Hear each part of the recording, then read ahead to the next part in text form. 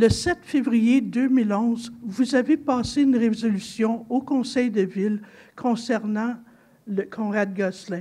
Et dans la résolution, on fait mention des plans qui ont été faits par SM. Moi, j'aimerais savoir qui a payé pour les plans de SM. Deuxièmement, j'aimerais savoir si ça s'est fait en conformité avec les plans. Puis troisièmement, la résolution disait que la Ville était de concert avec les carrefours immobiliers La Plante, assurer la pérennité de l'entretien du mur en nommant un organisme à but non lucratif qui serait responsable de prendre soin du mur. C'est dans la résolution. Ce n'est pas de dire « Ah, c'est écologique, on laisse ça aller ». La résolution que vous avez prise le 7 février 2011, et un conseil, ça part par résolution, c'est ça que vous dites dedans. Puis je l'ai ici, la résolution, si vous voulez la voir. Fait qu'avez-vous nommé l'organisme à but non lucratif? Qui a payé pour les plans? M. Gagnon. Madame, on a parlé, vous avez parlé avec Manon Martin qui est aux plaintes à la Ville. Elle va vous appeler. On va avoir un rapport des ingénieurs chez nous au milieu de la semaine prochaine ils vont faire le rapport à Manon Martin, qui va vous faire un rapport à vous.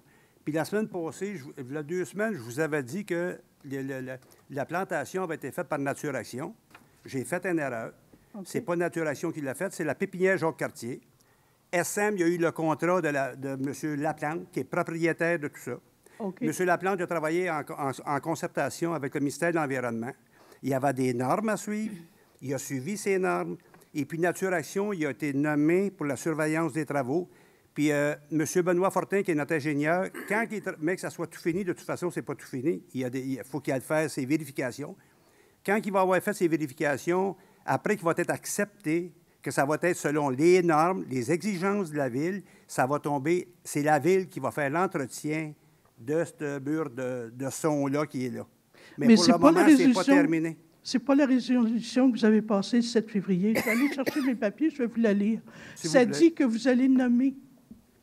C'est important parce que des fois, je me demande si on oublie des résolutions qui ont été passées dans le passé.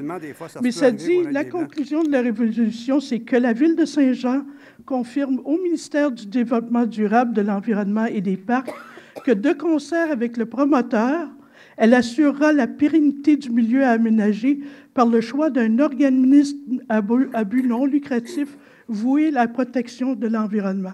Oui. Parce que quand vous parlez que la Ville va faire l'entretien après, ça veut dire que c'est les citoyens qui vont devoir payer par leurs taxes pour l'entretien.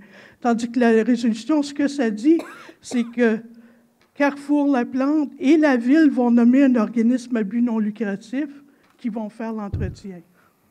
Ce petit bout-là, il m'a échappé, mais je sais une chose certaine, c'est que la Ville, moi, d'après nos ingénieurs, c'est que c'est la Ville qui va prendre possession de la butte, puis la Ville va nommer un organisme, exemple, comme Action Nature Action, qui va veiller à l'entretien de cette butte-là. Puis qui va payer pour l'entretien? Ça va être avec nos taxes, madame. Ça, c'est sûr. Bien, ce n'est pas la résolution que vous avez passée le 7 février. J'imagine, comme on fait avec nos parcs, comme on fait avec nos rues, puis comme on fait avec tout ce qui appartient à la Ville. Mais votre résolution du 7 février 2011, c'est pas ça que ça dit. Ça dépend comment est-ce que vous...